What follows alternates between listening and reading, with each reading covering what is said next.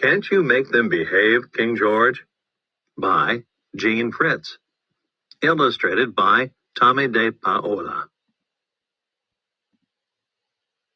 When George came to the throne, the government was costing a great deal.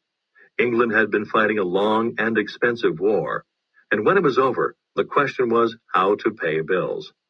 Finally, a government official suggested that one way to raise money was to tax Americans. What a good idea, King George said.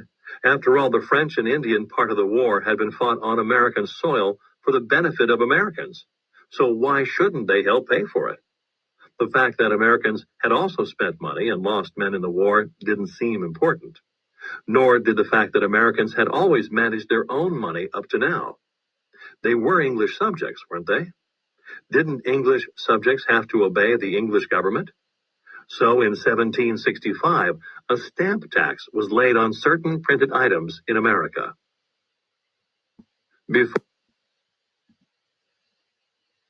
King George was amazed that Americans objected. He was flabbergasted that they claimed he had no right to tax them, just because they had no say in the matter, just because they had no representatives in the English government. What was more, Americans refused to pay. If they agreed to one tax, they said, what would come next? A window tax? A tax on fireplaces?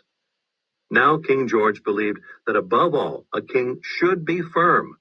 But the government had the vote, and in the end it voted to repeal the tax.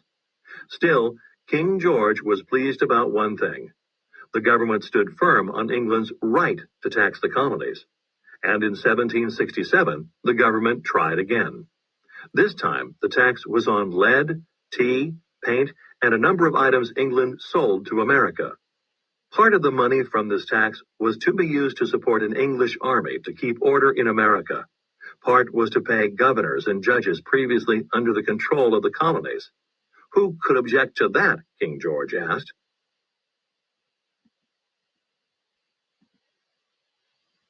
The Americans did. They hated the whole business so much, especially the English soldiers stationed in their midst, that even when the other taxes were repealed and only the tea tax remained, they would not put up with it. When tea arrived in Boston, they dumped it into Boston Harbor. When he heard this news, King George felt more like a father than he ever had in his life. A father with a family of very, very disobedient children. And of course, he must punish them. So he closed the port of Boston and took away the right of Massachusetts to govern itself. Firm, firm, firm. From now on, he would be firm. After the Battle of Lexington and the Battle of Bunker Hill, King George said he felt strong as a lion. People would soon see, he said, that Americans would back down, meek as lambs. Instead, on July 4th, 1776, Americans declared their independence. Naturally, King George was annoyed, but he wasn't worried. How could children, however rebellious, succeed against a firm father? How could a few colonies hold out against a powerful empire? He'd just send a few more regiments over and then watch the Americans come around. It never occurred to George III that he might not be right. I wish nothing but good, he once said. Therefore, everyone who does not agree with me is a traitor or a scoundrel. For a while, King George had every reason to feel confident. The English troops captured New York, and when George heard this, he said one more battle and it would be over. When he was told that his troops had marched into Philadelphia, he ran into the Queen's room. I have beat them, he shouted, beat all the Americans. But he hadn't beaten them. The fighting went on, and meanwhile, George III had to go about the business of being a king. He put his seal on official papers, gave out medals and titles, memorized the name of every ship in the Navy, tasted the food sent to the troops, checked on who was spending what, and for hours on end, he listened to people talk. Analyze. Indeed, being a king, especially a good king, was often boring. He couldn't even drop a glove without half the palace, it seemed, stooping to pick it up and arguing about who should have the honor of returning it. Never mind the honor, the king once said. Never mind, never mind. Just give me my glove. What? Yes, you all picked it up. Yes, all. You all picked it up. King George had a habit of talking rapidly and repeating himself so that his talk often sounded like a gobble. But as king, he did have a few advantages. He was, for instance, the most prayed-for man in the empire. Naturally, it was pleasant to think of the heavy traffic of prayers ascending on his behalf every Sunday morning. From every country church and every city cathedral in every corner of the kingdom. But not in America. There the preachers gave up praying for him when the punishment started. The king was also the most toasted man. No party, except in America, began without all the people present raising their glasses and wishing the king a long life. The king wished it too. And he had the biggest birthday celebration. Each year on June 4th, all his subjects, except in America, of course, celebrated his birthday with parades and banquets and speeches and gunfire and fireworks. All those prayers and toasts and fireworks were not to be sneezed at. Still, there were times when George wanted to forget about being a king. Fortunately, he had hobbies to turn to. For one thing, he made metal buttons. He loved turning a lathe. He wrote articles on farming and signed himself Ralph Richardson, which was the name of one of his shepherds. He played backgammon with the officers of the royal household, and he collected ship models, coins, clocks, and watches. He had a four-sided clock that even showed the tides. He played the flute and harpsichord, hunted, and studied the stars in his private observatory. And for the Queen's special amusement, he maintained a zoo, which consisted of one elephant and one zebra. But always, in the end, he had to go back to being a king. Back to the problem of America. This was the way he thought of America. A problem. King George did not really think of the Revolutionary War as a war until the fall of 1777, when 5,000 English soldiers surrendered to the Americans at Saratoga.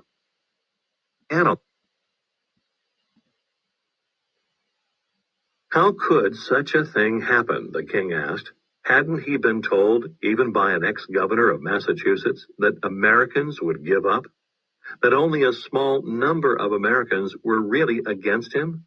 And how could he, a peace-loving king, find himself in an honest-to-goodness war with his own colonies? He tried to console himself. He was a good king, he said. Good kings deserve to win. So this must be a temporary setback. All he had to do was to show the world that he wasn't the least bit worried. So that night, after hearing about the defeat, King George went to a court party and spent the evening telling stupid jokes and laughing so uproariously that his prime minister, Lord North, had to take him aside and try to quiet him down. The war dragged on. France, impressed with the victory at Saratoga, joined the war on America's side. There were people in England now who wanted to stop fighting, but not George. There were people in England now who wanted to stop fighting, but not George. No, never. No independence. No peace without honor. If one group of English colonies got away, what would happen to the others?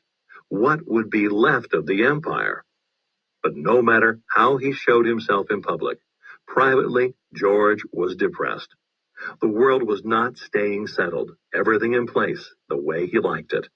Not only was America acting up, but there were difficulties in England as well, riots even, and George's own family was misbehaving. Two of his brothers were involved in scandals, and George's son, the Prince of Wales, was so contrary he deliberately arrived for meals as much as an hour late, although he knew that the king wanted everyone to be exactly on time. On November 25th, 1781, The news reached London that the English army under General Cornwallis had surrendered at Yorktown to General Washington. When Lord North heard this, he threw up his arms. "It's all over," he said. But the king said nothing was over. They still had ships, hadn't they? He named them. They still had officers. He had learned their names too. They still had troops. They still had guns and gunpowder.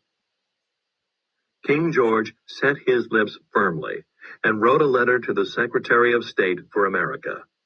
This defeat, he said, should not make the smallest difference in their plans. Still, King George was so upset that when he dated the letter, he forgot to record the hour and the minute of the writing. 2 days later, the king addressed the government. "I prohibit you from thinking of peace," he thundered.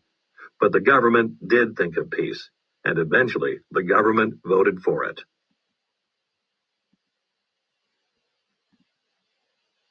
So now what? King George couldn't fight the war all by himself.